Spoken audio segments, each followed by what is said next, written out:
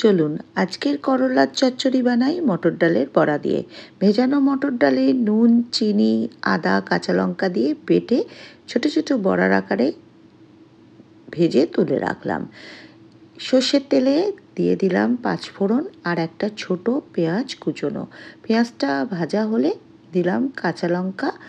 আবার সব ভালো করে ভেজে নিয়ে এবার ছোট ছোট টুকরো করে রাখা আলু, কুমড়ো, বেগুন দিয়ে ভালো করে ভেজে তাতে দিয়ে দিলাম নুন হলুদ মাখানো করলা আর একটু নুন আর হলুদ। সবগুলো এবার খুব ভালো করে মিশিয়ে সামান্য জল দিয়ে চাপা দিয়ে দিন।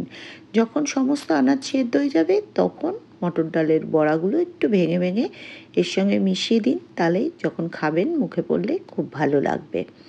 আর কিছুরই প্রয়োজন নেই।